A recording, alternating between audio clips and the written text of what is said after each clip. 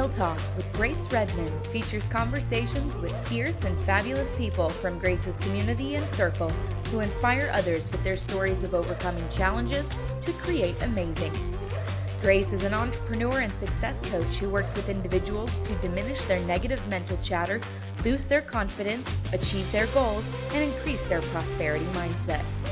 Get ready for a series of anything goes conversations with remarkable men and women that will get you jazzed for life's unlimited possibilities of success, freedom, and fun. Welcome to Real Talk with Grace Redmond. Hey friends, hello out there. How are you today? As always, it is a pleasure to be here with you, and thank you so much for hopping on to watch. If you are with us, please let me know because I don't know you're here unless you tell me. Definitely, if you have questions during today's amazing episode of Real Talk, I already know it's going to be amazing because I have an incredible guest with us today. And please, if you're here, let us know, say hello. It's, again, always a pleasure to be here with you. We get to see some sun here today in beautiful San Mateo. So to all of you, thank you for being here. And today I am so excited to have an incredible guest here on Real Talk.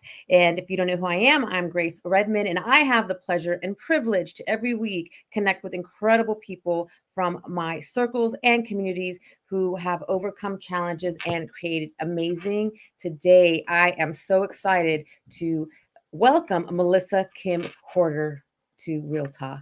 Melissa Kim is a best-selling author, hypnotherapist, speaker, and artist using Jungian archetypal and mythological concepts in her teachings, writing, and workshops. She is currently pursuing her doctorate in Jungian archetypal studies and incorporates the mind and consciousness into her creations and mandalas. She is also the creator of Wild Women Inc. And I am so excited to now welcome Melissa Kim Corter.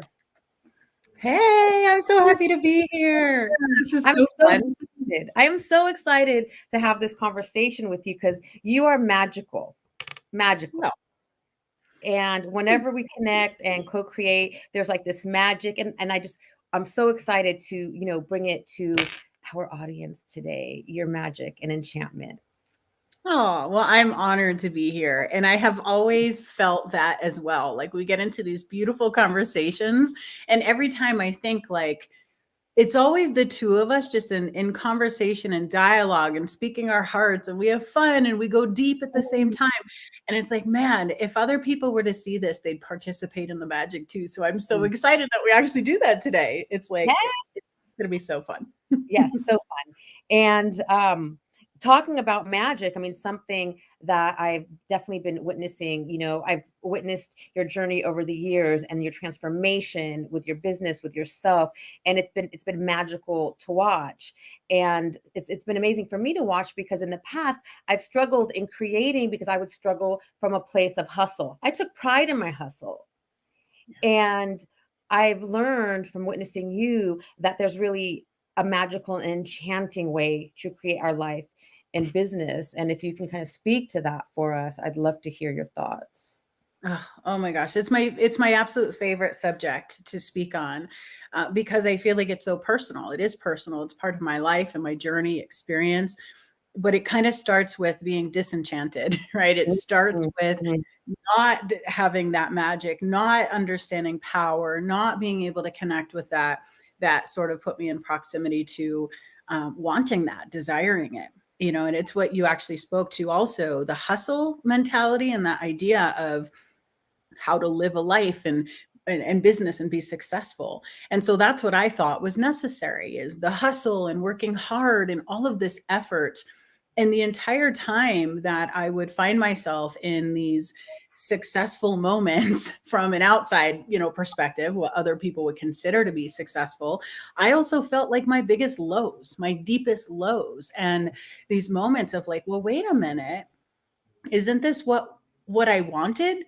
This achievement or this experience, this season of life, isn't this what I worked so hard for? And it was almost depressing because I would find myself in these experiences going, well, wait a minute, this isn't what I thought the joy would be. I thought it'd be fun and magical. And anything that I did that involved all of the hustle, it just felt like it was um, intense and serious all the time. And I realized, like, well, that's not very magical. That isn't.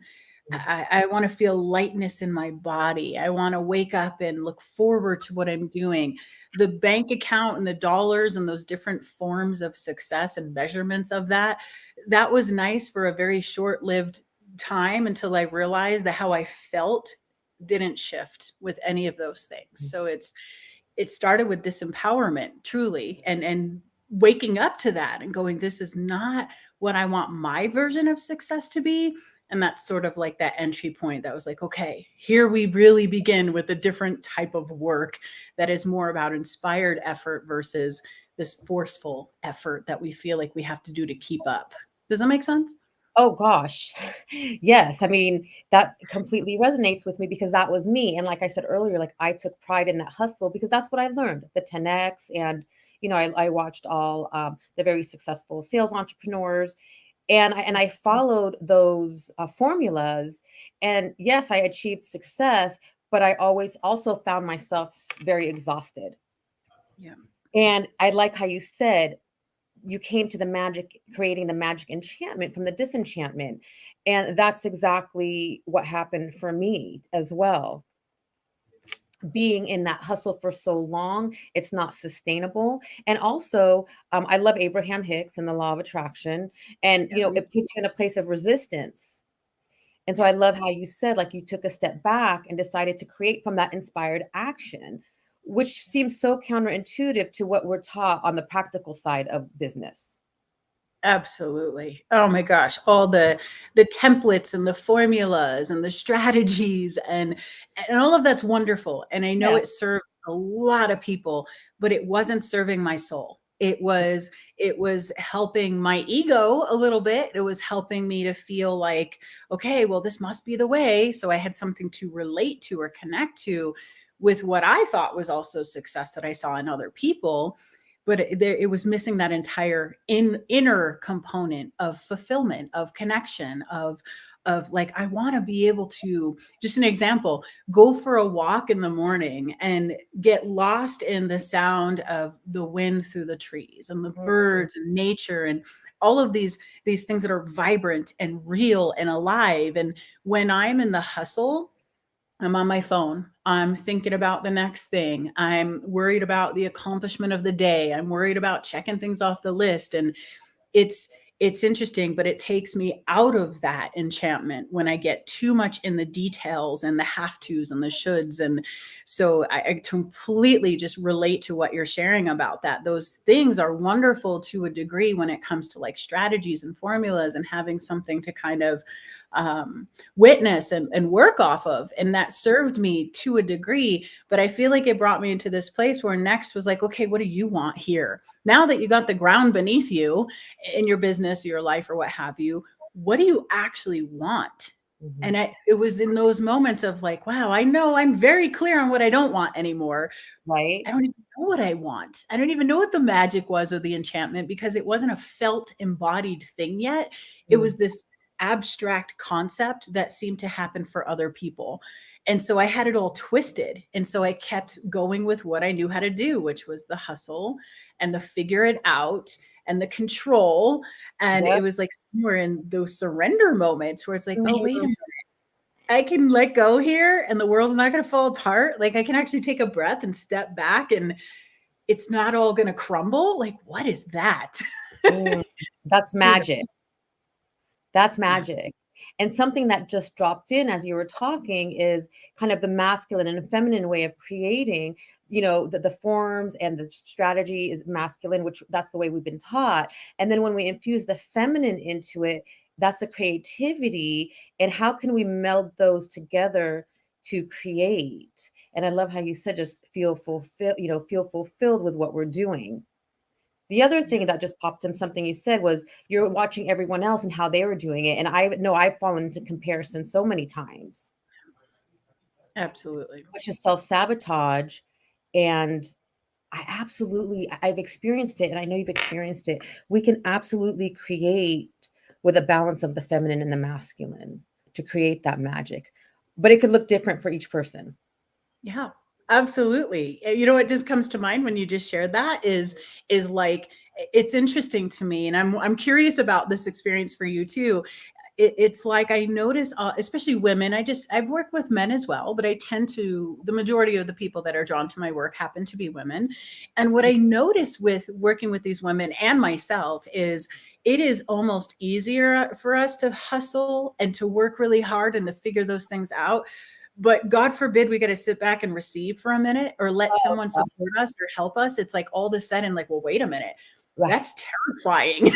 Like that is frightening to be that vulnerable, right? And that's that feminine essence of receptivity. And it is still very strong and very deep and very trusting and walking through the unknown. But we've kind of like packaged it in this foo-foo self-care feminine way where a lot of us are like, I don't want that because that seems like that just isn't appealing to me. But God forbid I learn how to open receive. Like that's scary. That is frightening. And I feel like that's a big piece of where this magical component comes in is can I just let go of some of this control? Can I tap into that receptive nature? Can I be supported? And then can I create the space for that to happen? That's a whole other level of terror, right? For some Well, of us. totally. You're right too, you know. You're right. It's a whole nother level of terror because in my experience back then, if I asked for help, I was weak and I was Mhm. surrendering control. And I need a sense of control for safety. Yeah. Little did I realize I was, again, the word self-sabotage. It's self-sabotage. Now, can we create from that hustle? Absolutely. Absolutely. Mhm. But it doesn't feel good. Like it feels great when you're seeing the numbers and you're achieving, but then you like you said earlier, like where's the purpose? Right. And we can combine both and create from inspiration and attract more. Because the bottom line when you're in business is money. Yeah. And money's energetic, but when you're on this side of the fence, you don't realize money's energetic. Right. It's so true. It's so true. We do all the things that we think we need to do in order to achieve it, to have it, to hold on to it. And I feel like until you've kind of had some of those experiences, it's really hard to wrap the mind around like, well, what do you mean fulfillment? Like if I had those dollars coming in, I'd feel this way. And that's what I think we want to believe is true because nobody really, I'll just speak for myself. I didn't want to admit that achieving the things, accomplishing the things could actually leave me feeling more empty. I thought Mm, there's no way that's possible. Like you hear this stuff, right? But until you actually walk through it, you're like, it just seems like such a foreign concept to have it all on paper or from a very outward perspective of what people think is having it all. But then when you're walking through that, you realize like, wow, okay, this is great. I want to celebrate that I accomplished this or had this thing happen, but it didn't make me any more whole or complete. It didn't give me whatever. It didn't all of a sudden turn a light on and make my world magical. I can do that from mhm. any place that I stand at any point in this journey. I have to be the one to flip that light on, that switch on, and to decide that this world is magical and it can feel good and it doesn't have to be so difficult. And if that resonates for someone else, if their fulfillment comes from working really hard and checking off the boxes and accumulating the things, I am all for supporting that desire. But for Mhm. me, it didn't do the things that I thought it was gonna do. And also I can relate to that same thing. I had everything and I was very successful and had all those shiny everything and it felt good in that moment, but there was always an emptiness. And what I realized was the intention for me to achieve and create was to feel worthy, was to prove like I'm good enough. And that's right there is a resistance because that I'm not whole. I'm looking for outside factors to help me be whole. And we as we know, and I'm sure the audience who's watching knows, it comes from within. So I can have all the shiny objects and feel empty. I can have nothing and feel whole. Right. And so when I realized, like, okay, the intention I was creating from an intention of lack, of not good enough. So when that shifted, and now I create from an intention of like, I'm whole the way I am. And don't get me wrong, of course, we have insecurities. It's a very different way of creating, and it flows very differently. It does. It It does. comes It, in easier. yeah, it does. It's that effortless effort, Yes. that Not have inspired to effort. take action. Right. Because Yeah. we need Yeah. to take action. Like, I'm not the believer that I'm going to sit on this couch and it's just going to come to me. Do some things come that way? Yes.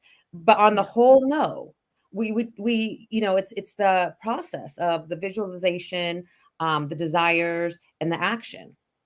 Absolutely. Oh my gosh, the feeling of it, the Mhm. listening to your intuition, Mhm. those silly little breadcrumbs that are on our path that like, well, wait a minute, I don't know, is this the right thing? And why is this showing up? And well, it's showing up because it is the next thing. It's the next thing that is there to lead us in such a different way. It can lead us in such a different way. And I think this really comes down to how we lead ourselves in that way, choosing to walk through this world with more of a magical lens has then allowed that to happen for me. It's the thing that I was just talking to a group yesterday, and it's the thing that takes something as simple as a bird flying by your window and turns that into a metaphor with this language built into it, this symbolic language that's there for us to retrieve. And I feel like business is the same thing. If we can get out of our heads a little bit and recognize those moments of hustle and start to kind of reframe that and say, is this necessary? Sometimes that hard work in that moment is the answer. And then in other moments, it's like, well, wait a minute, a nap would better serve me right now than me hammering out this problem from Mhm. this mindset like you're talking about. It's what is actually going to serve the outcome better, me working myself to death to get it done, or going and taking a hot bath and a nap and then Totally. jumping back in a different frame of mind. And I feel like that's part of the magic too, knowing that about ourselves. And that I know now. Before I'd feel guilty if I took a nap, if I took a walk, if I wasn't doing anything. And I've learned, and I want to talk to you about the pause. Mm. I've learned that the pause is necessary. The pause is helping your business, your life grow and expand. Talk to us about the pause. What does that mean to you? There's so many moments that I fought this pause. And what I Me can tell you now is I feel like everything's very cyclical for us, right? There's a lot of patterns and cycles that we can pay attention to with whether it's our bodies, the cosmos, the moon, whatever. There's these cycles. And if we pay attention to that, we can really learn so much about what works and serves us as far as effort and rest and pause. And so I have worked with this thing now called the sacred pause. It was not sacred originally. It was like dreaded because what would happen is I'd go into a period of burnout and I'd have to nurse myself back to health, nurse myself back to a place where I could handle the work and the things I created and all this in my business. And what I realized is that that cycle for me always came about at the end of summer, where I would start to slowly wind down before the winter months came about. But when I fought that and I tried to work through it, my physical body would go into some type of burnout experience or something else would happen, sabotage and all these different forms to get me to take that pause. It wasn't until the last 2 to 4 years, I'll say, that I really started to try to get a handle on understanding this cycle of what was going on. And what I recognized was that when I worked with myself in this way, instead of against, instead of Mhm. fighting these moments Resistance. of energy and effort and all of it, I recognize there's this period where it serves me to go inward and slow down. And it doesn't mean I wasn't active. My activity looked different. My actions weren't so outward, online, public, Mhm. busy. My actions were journaling, meditation, visualization, like you're saying, like what are my desires, but creating spaciousness for them to actually take root, instead of, okay, I woke up and I did my thing and I'm going to take this and my ritual and go into this net. Like it was more of a, if I feel guided to do that, I will. But Mm. the slowing down, the pause was giving myself a lot of spaciousness to let things happen instead of trying to dictate what happened, instead of controlling it. And if it weren't for the physical part of that with my body, my health, my adrenals, my nervous system, basically not giving me much of an option to deal with this, I wouldn't have learned the value of those moments. And now what I call is going into my little sacred cave, my little Mm. healing cave. And I would fight it. I'd resist it. I don't want to be in bed healing. I don't want to be having to refrain from doing it. Like I would fight it at first until I realized this is a rejuvenation. And Mhm. this rejuvenation can't take place if you're going to be fighting it every second of the way.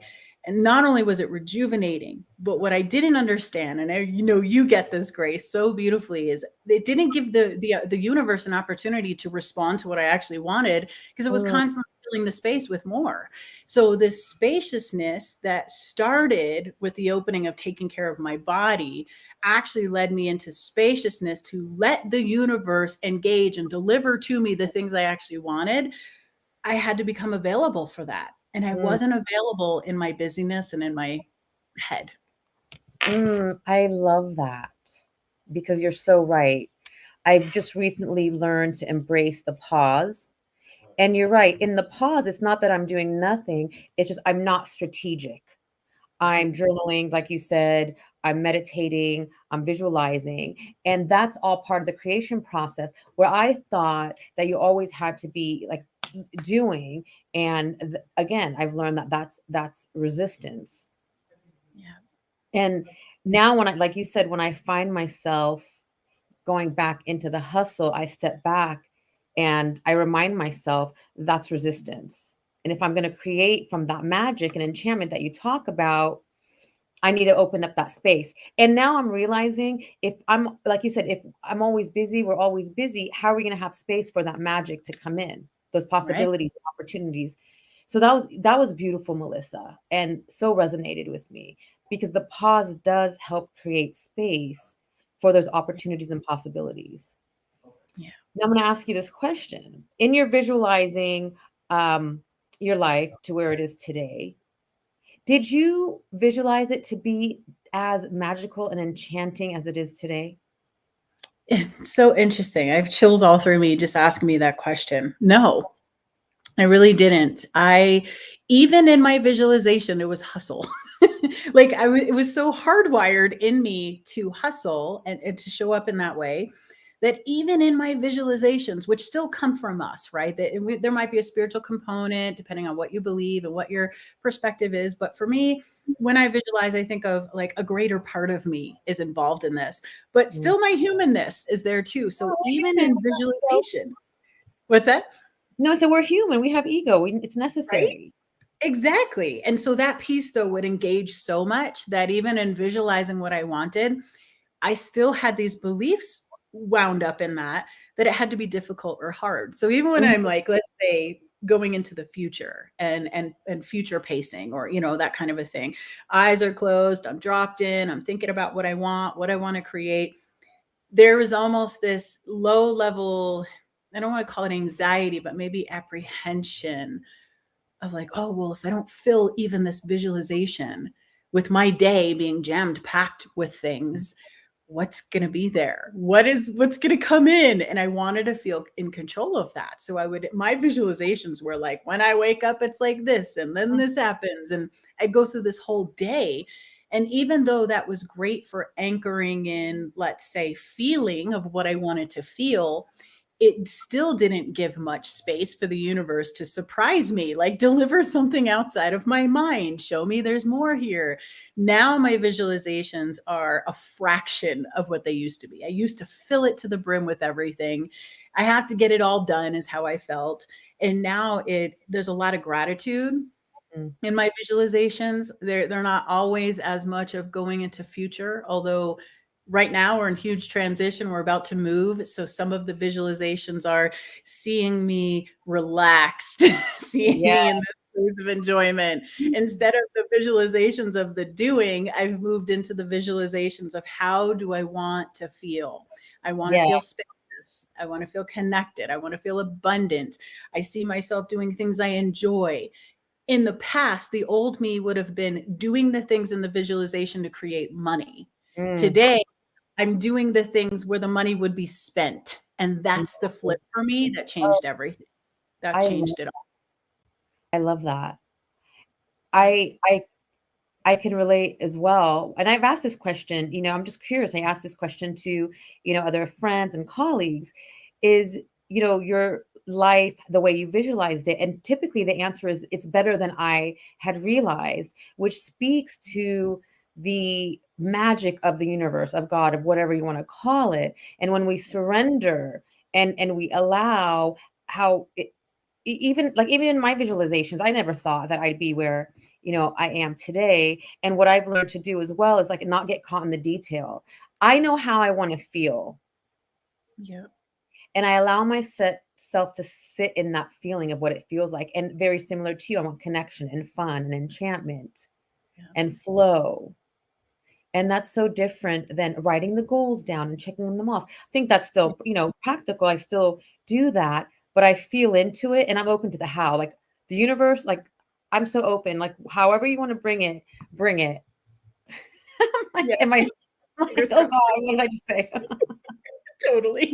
So, going back to, the teen Melissa that grew up in New York, did you imagine that you're going to be an entrepreneur? Is that what you said? When I grow up, I want to be an entrepreneur and a spiritual teacher. No. None of that. It's actually quite dramatic how I was back then. I had no vision for myself. I truly didn't. I was in such a place of disconnect from who I was, from any potential. I was always very intuitive, so that was something I had from a very young age, was the intuitive, which I think we all do. But there was this intuitive side that I always connected with that, but there was no vision of future.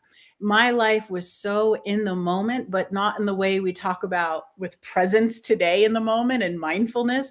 It was in the moment of, I didn't want to be here. I didn't be here. So my entire life back then was around default behaviors, addictive behaviors, escapism. I wanted to escape life. So I didn't even feel worthy enough to have a vision for myself.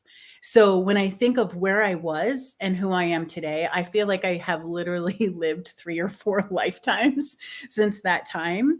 But I think that's really important because here's the thing: when I look back on that, even though in the moment of living through it, it sounds very traumatic and chaotic, which it was, there was still magic there.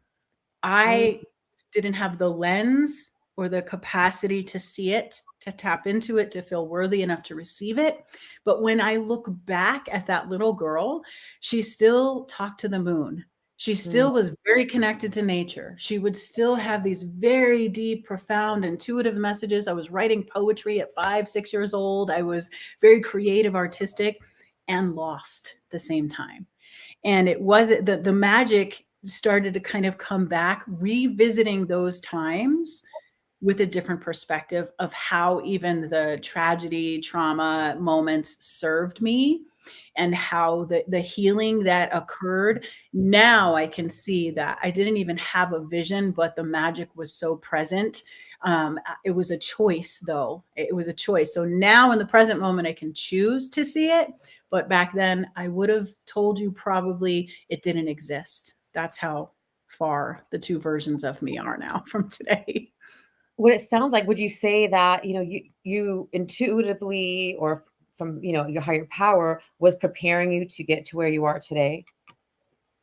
I love that question because I haven't really considered that in that way. I would say yes. I would say yes to that. I have a sense of there's a resonance in that when you ask that. And I also feel like it was purposeful that I Mm, couldn't see it. I think a lot of times when people talk about magic and enchantment and intuition, there's sometimes this false idea that we'll know it all, that we'll always be safe, we'll always be protected, or what have you. Everything is always perfect. And some of the most contrasting moments are what drew the magic out of me, to show me that it was real. Some of the rock bottoms were the place where my eyes could actually open to receive it, because I was no longer controlling. There's a surrender that comes with those moments where all of a sudden it just, something is unlocked within you. And so I can now sense that, but at the time I wasn't able to. I love how you talked about the contrast, because for me as well, it's in those moments of contrast is where I was pushed out of my comfort zone. It's where I realized what I wanted and what I didn't want, and how I wanted to move forward to create my desires, which I want to also talk about toxic positivity. I definitely, I love to be positive and stay in that place, but let's talk about toxic positivity. What does that mean?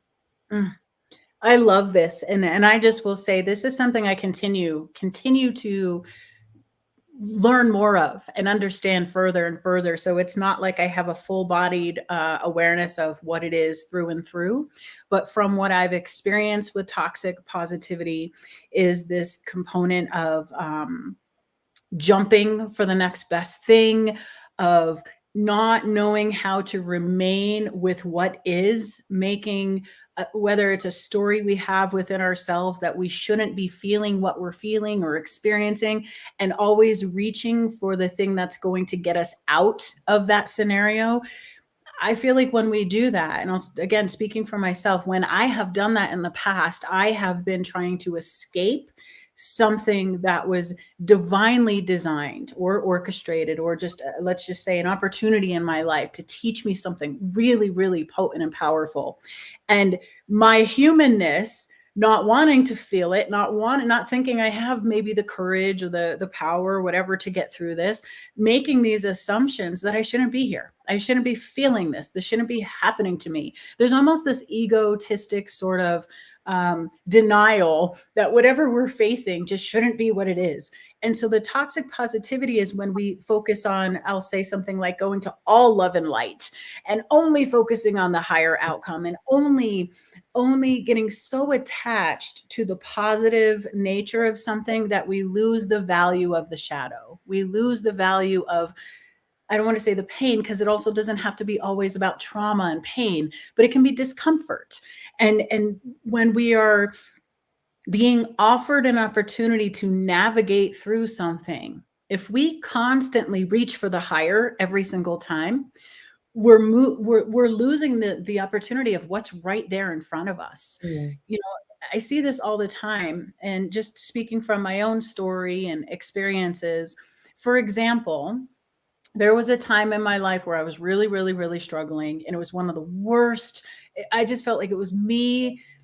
I'd done a lot of work by this time, but I still was just struggling in such a dark place. Had somebody swooped in to rescue me, or had I latched on to some type of positive idea at that time and just held on to it with my brain, I wouldn't have discovered my resiliency. I wouldn't have discovered that I was going to get through it. It's going to work out for me. So there was a positive element, but when I try to reach for the positive element before I've extracted the actual wisdom from the contrast, the conflicting feelings, the pressure of those moments, it's like, it reminds me of the whole butterfly, type of thing, the caterpillar and the cocoon and the pressure and all those things that happen, or the birth canal, all the, the metaphors that we know. Toxic positivity is, it's sort of like asking for the end result before you've given yourself the opportunity to go through what it is that actually wants to unfold. And we can throw it around. We can project it on other people who are in a time of struggle. Or, I've seen people where, here's a great example. I had somebody at one point in time who needed to get a surgery for their body, let's just say, to protect, the situation. So there was a surgery that was necessary, been deemed necessary. They knew in their heart it was necessary. They were on board with the doctors and the whole thing, totally thought it was necessary. They believed, though, that they should be able to heal this with their mind. And for that person in that dynamic, the belief of focusing on healing this with their mind actually created more guilt and shame for them. It made them feel like they were not a healer. It made them feel like they were not wise. It made them feel like there was something wrong with them because they needed this surgery. And it's kind of like saying like, well, this thing happened to me. Well, what's wrong with you? How did you attract that? How did you do that with your thoughts? And it's like, well, wait a second, let's slow down here. Anyway, long story short, she ended up getting the surgery, and the real healing had to do with her being off of her feet and taking her sacred pause and learning how to not do. And it did teach her tremendously, but it wasn't in what she thought. It wasn't the I'm going to focus on this positive outcome so I can escape the present moment. And I think that's where it gets a little jumbled. Does that make sense? Totally. It totally makes sense. It sounds like she thought like in her mind she had to heal herself when that wasn't the lesson. The lesson was for her to take that pause, to stop, like we were talking about, release the doing mentality. And when we don't listen, then the universe comes with the cosmic 2x4. Yeah. And we need the contrast, because I've thought about that before, because you can heal your mind, you can heal your body, but that sometimes puts us in a place of shame or guilt, or what's wrong with me? Why can't I heal it? What now I'm understanding is because there's another lesson to it. It's not about healing yourself with your mind. It's about maybe taking a step back, learning to receive. And the contrast has been incredible for me. And I realize, yes, again, I'm positive. And however, when those times of contrast come, although I'm a energy snob and I want to move to the higher vibration, I've learned this is telling me something. There's something I need to heal. There's something I need to change. And I give my time to sit in that feeling that I don't like, because I'm in a trigger. I'm in a trauma response. It doesn't have to be a horrible trauma. Yeah. And I also learned that if I move from something happens, and it's an impactful moment and it triggers me, for me to move out, to move to the positive, I'm not healing it. It's going to sit in my body. Then it's going to manifest as something else. And there's nothing wrong with acknowledging our negativity. Like our thoughts are there. They're there. We can acknowledge it and honor it. But the what's the word I'm using? It's dangerous when we sit in it for too long and ruminate in it. Yes, absolutely. Because that can be an addiction in itself, is always having to heal, right? Or always having something wrong, the traumas. And I feel like that's kind of like toxic positivity. It's just the opposite. It's the toxic seeker syndrome, or whatever you want to call that. Well, you just brought up a point, and I think I fell into that. That pit was, I always had to be deep healing and always had to heal. And oh God, well, I got over processed and I don't want to do shit. Yeah. We need to give ourselves time to integrate, to live, to step back. It's like, we don't always have to be in, okay, let me dig deeper. You could just be in, okay, I feel it in my body. Let me just breathe through it. I don't need to analyze it. And I think just even breathing through it, acknowledging, helps. We don't have to go so deep every time. Absolutely. Especially, it's like this fine balance that I think is unique for each one of us. And I know for myself, if I'm going too much into my past and wallowing there, or letting that sort of hold me back. And I also know if I'm going too far into the future, I might have some anxiety around that, or some things that are not yet here, and I'm already projecting into the future how it's going to go. And there's this balance between, I think, healing and creating, and I think it's different for each of us. It's like what you're talking about with the always digging, and I know we have a lot of similar experiences around this, where there was a period for me recently as well, where I was just like, I don't want to see another documentary right now. I'm not interested in reading another book or being in another class or workshop or whatever. And I love all of that. So it was very weird to feel that. But the more I honored that, the more I realized I was overstimulated, like you said, overprocessed. And what I actually really needed was spaciousness and creativity. creativity. And Yeah. all of a sudden I just started creating. I started just doing these random, the mandalas and all these, just all Beautiful. of this creative stuff. And it's so interesting. So in some of my studies that we are working with in school, we work with mandalas quite a bit. And it's interesting because I never realized they were actually a tool that helps the psyche to self-regulate. Oh, And I wow. thought that was fascinating. So even in the pulling back from all of the overstimulation and all the things and the learnings and the teachings and all the stuff, sitting down and putting pen to paper and just drawing a circle. It sounds Mhm. absurd. It sounds It's ridiculous. It's like, what? But actually doing that gives other parts of you spaciousness to show up. And I was mm, like, wow, when I'm focused out here on this teaching and this writing and this book and this class and this, that's wonderful. And I'm in constant productivity mode, processing. There's no space for reflection. And mm, what I learned about myself is I integrate the teachings and learnings and wisdom and life and magic. I integrate it when there is spaciousness and time for self-reflection. yes. Self-reflection, I think, scares people. I think a lot of times they think it's going to be like what we're talking about, all the old, the past, the stuff that we haven't just created the space to be with. And at first, I think that can feel that way. But I feel like over time, self-reflection starts to turn into, what is the enchantment? What Mm, is the magic in this? How can I see this differently? What am I willing to have happen in my life that is just going to blow my mind in the most amazing of ways if I'm open and available for that? And so I think that reflection piece is also key in, what we're talking about, and spaciousness and the pause beautiful. and the magic. And are we available for what we even want? Are we creating space for that, or filling it constantly? You know? That's so beautiful. I just want to sit with that for a moment. So, are we creating space for what we want in our business? And we're not. It's in that creativity, like you said, sitting down, taking out the pen and the paper, Yeah, going being. for a walk, just, Yeah. like even just walking near water, being in the wood. I'm a nature person, so it's always going to be around nature.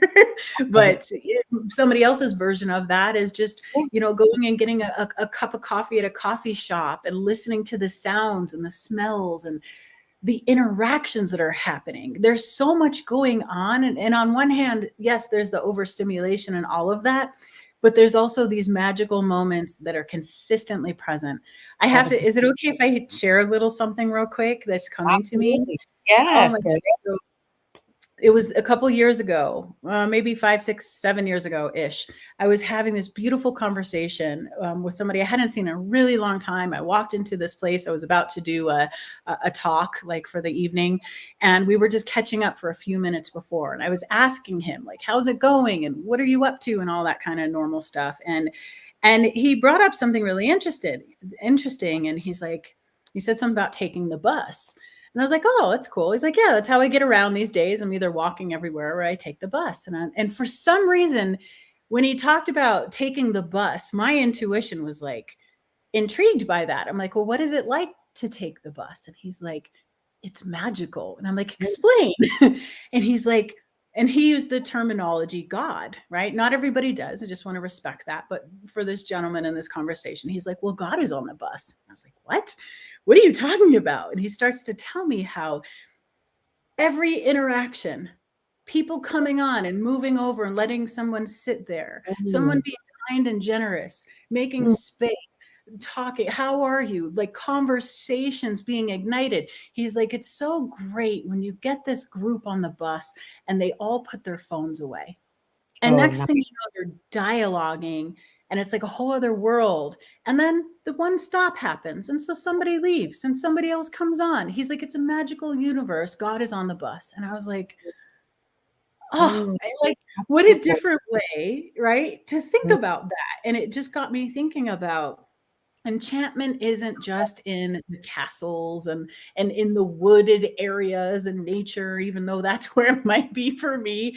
It is everywhere. It is everywhere we go. It's every place that we choose to visit. It's in our businesses, it's in our conversations, it's in the Yeah. still moments, it's everywhere. And I choose now to see it. I choose to tap into it, just like we can choose to tap into prosperity or abundance. We can choose to tap into enchantment.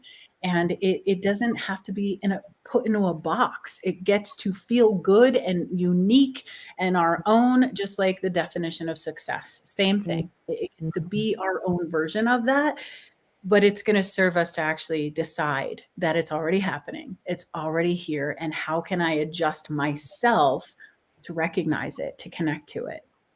Changes everything. Well, from what you just said, like I feel the enchantment now.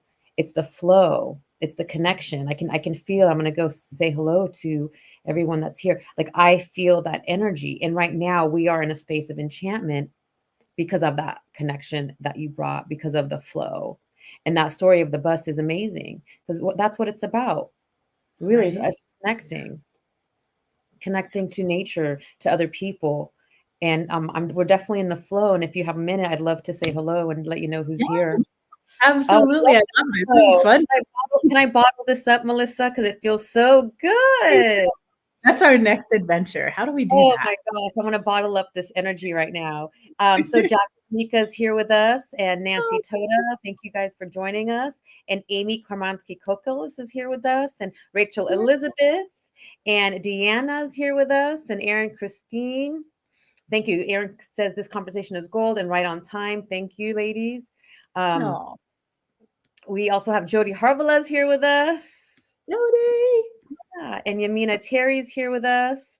Oh. Yamina says, love the way you put that, Melissa. Now I don't feel guilty for pauses because I can feel myself recharging. I didn't think of myself creating space. So that's so resonated. I love that. Tina's with us as well, and Amber Marie, and Lisa Pateglino Nelson's here with us. And Hey, Lisa lady. said, she said, do you find that you feel like you imagined or better or worse when it was all settled? I'm not sure what that piece goes to, but we can go back to it. And yeah, I just feel so enchanting right now. Judy James is with us. Judy. And then Erin Christine says toxic seeker syndrome. Yes. Right? Being. Amber Marie says, this is all what I needed to hear on this journey of stepping out more to be seen. I am definitely not coming from a place of love and light always. So tired of all the focus being there. It's about being true, authentic, and that's all of the pieces. Absolutely. Absolutely. And I think I talked to Melissa about this, where I was trying to come from a place of love and light all the time because that's what I was witnessing. And then finally I was like, excuse my language. I was like, you know what, fuck this. Like, that's not real for me. Like, there's going to be times where I'm going to swear and just really be real. And that could be like, fuck this shit. Right. And I own it. Like, I own it. But am I also loving and kind? I am. But sometimes I can't step into that love and light, and I need time. Absolutely. Absolutely. It's so key. It's important to understand this. It sounds like common sense, but it's not common practice because a lot of us have so much, we all have conditioning, of all different types. And I realize the older I get, the more I mature, the more that I unlearn things as well. It's like, man, it's so multifaceted, this universe that we live in, and magic really is in everything. There's a vitality to everything if we really choose to tap into that. And that's something that I have really, the last year, I would say, my journey through school, returning back to school it's been like this enchanted and sometimes traumatic in some moments I'm like, this is the best thing I've ever done. And in some moments I'm like, this is the craziest thing. Why did I decide to go back to school in my 40s? Like, I could have avoided being done with school by this point. But what I love about it is that we are constantly immersed in opportunities to see the contrast and the light. We're offered opportunities continuously to look at the magic of both sides of this. And even in the shadow aspect, which always gets this bad, negative reputation, this ego, like you said, ego, we need this, right? But it's always the way, and talk back to the toxic positivity point, it's like, oh, we need to release the ego. Well, no, you would not be alive if you release the ego. It doesn't work that way. The ego helps us with boundaries. The ego helps us to have healthy forms of separation. And it kind of think of like your calendar, right? If you have a schedule, if you work off a calendar, you know where to go and what to do and what's kind of going on, and it can keep you on track. The ego is the same thing. It can just help guide us and show us. Now we can go too far into it and go into some control stuff.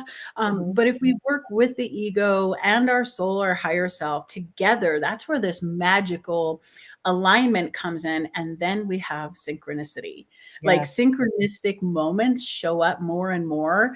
And one of my professors just said it in such a beautiful way. He was like, you know, synchronicity to me is when your ego, your soul, and your humanness are all on the same page. And then all of a sudden there's something there you see and you go, oh, and you just can't talk yourself out of how magical it was or how in alignment it was or how great it felt. Like it's really hard to turn away from the synchronistic magical moments when you believe in them and you trust that there's a part of you that is just aligned in some way to let this happen. And that's part of that enchantment, I feel, is you know, one of the questions I like to ask myself isn't how do I create this? How am I going to make this happen? Those would be my old questions when I was doing my visualization that was filled with things. My new questions are, how do I align with what it is the universe is trying to deliver to me? Or, you know, another one is like, if you ever have heard of that, I think it's a Rumi quote, like what you seek is seeking you. It's how do I align to what is seeking me? Because if we think of as our desires and the magic and all these things we're talking about as also wanting to move through our life experience, like what if we are the perfect container, this human form we are, and this person and personality? What if we are the perfect like soup pot of ingredients, right? For this thing to move through us. Like, what if that was part of the design? And I'm not someone that believes like everything's orchestrated down to the detail, but more of a, what if what you actually want to create in this life is more about how do I align is figuring out how, going into the control of the details. And so magic for me is a little bit of surrender, of letting go, and reminding myself, I don't always have to be the one with my hands on the wheel. And if I am constantly trying to live from that perspective, which usually is from safety, like you mentioned, then my work is, how do I trust more? How do I let go a little more? How do I get back in touch with that part of me that is reminded that it all works out and often works out better than what my controlling, egotistical mind is trying to dictate. I can definitely vouch for that, the surrender. And I want to go back. I think Lisa kind of letting us know what the comment's referring about. So the comment is referring to how you feel into a moment you are manifesting. Does the feeling you projected the one you ultimately feel? For me, yes. If I'm thinking about manifesting something, I do think into the feeling of how do I want to feel? Like I feel into like I already have it, and how do I feel? If it's joy, if it's ease, if it's happiness, I just feel into that emotion. What about you, Melissa? I love that. It's very similar for me. If I'm thinking ahead, this is twofold. I just had a conversation about this earlier.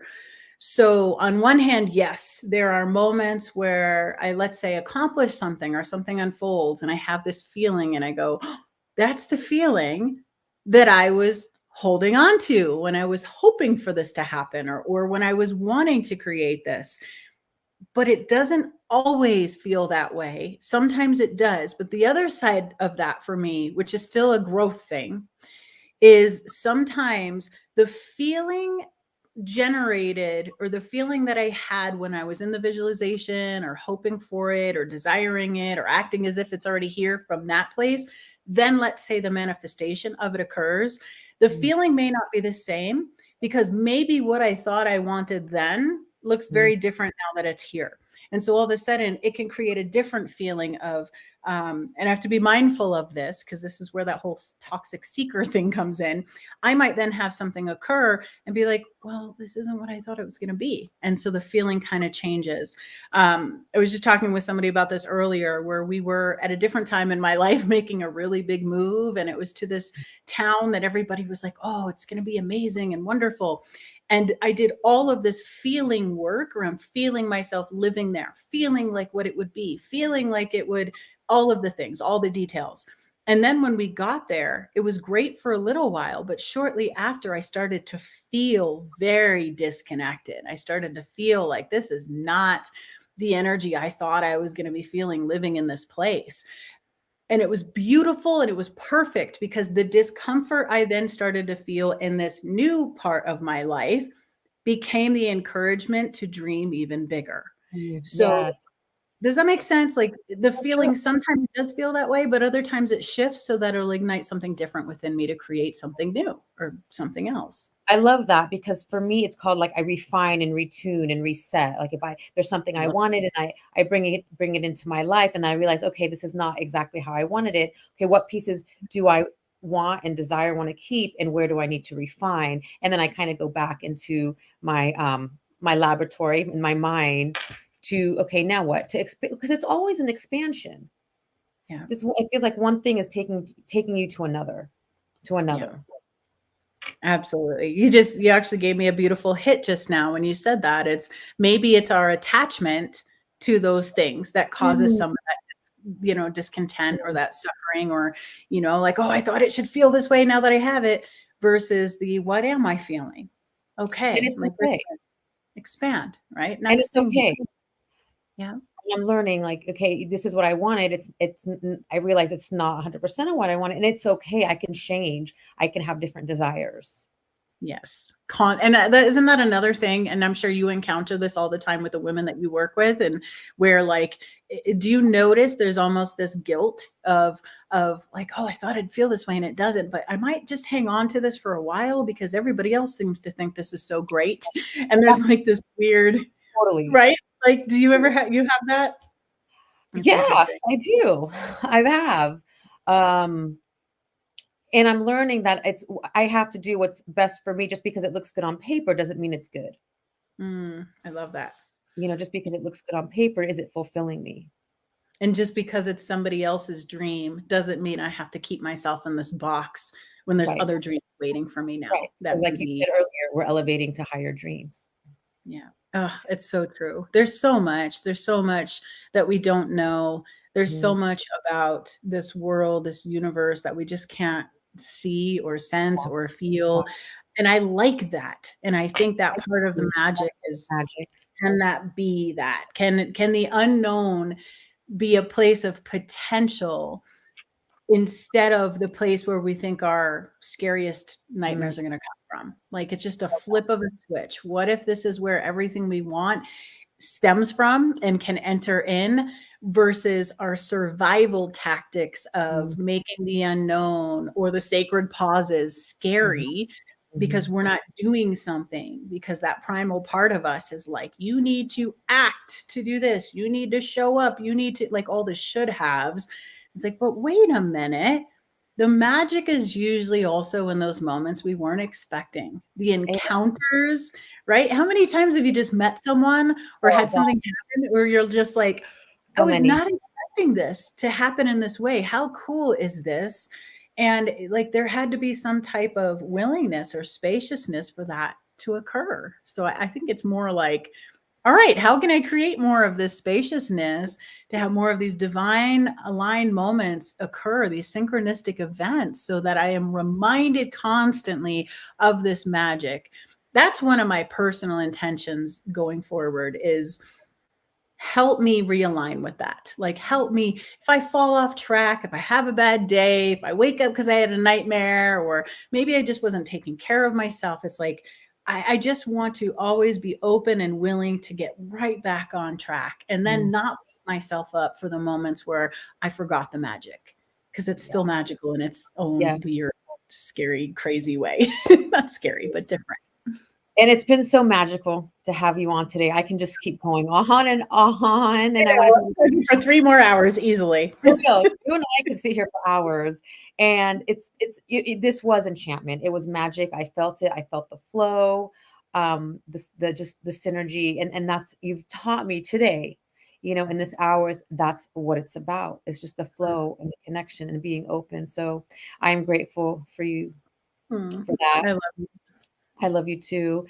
Thank you so much for joining me. Thank you for all of you that were here with us today. I really appreciate you because I know there are hundreds of other places you can be. And thank you for joining us. And for those of you on the replay, I do appreciate it.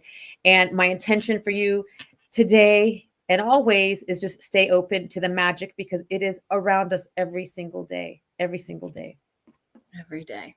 It's always. Thank you. Thank you, Grace, for the opportunity. You were so fun. You make this so easy. Like, this is so magical and enchanting. I love it. I love it.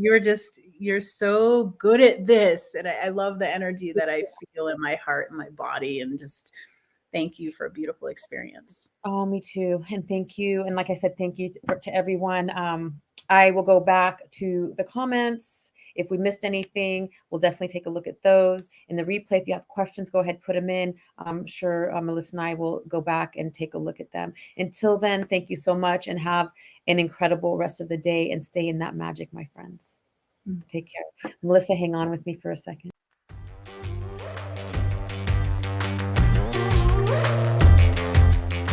Hey, love. Thank you so much for listening today.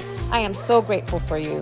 I'd like to show you my appreciation by gifting you a free forgiveness self-hypnosis audio download. Part of living the fun and fabulous life is practicing forgiveness. Forgiveness can be such a long and challenging process. My intention is that this forgiveness audio will help you in practicing forgiveness, especially with yourself. Grab it by visiting daretoachieve.com/forgiveness. For more inspiring tips, make sure to connect with me on social media. Drop me a line on Facebook or Instagram at Grace Redmond Dare to Achieve. Until next time, keep moving forward towards living your fabulous life.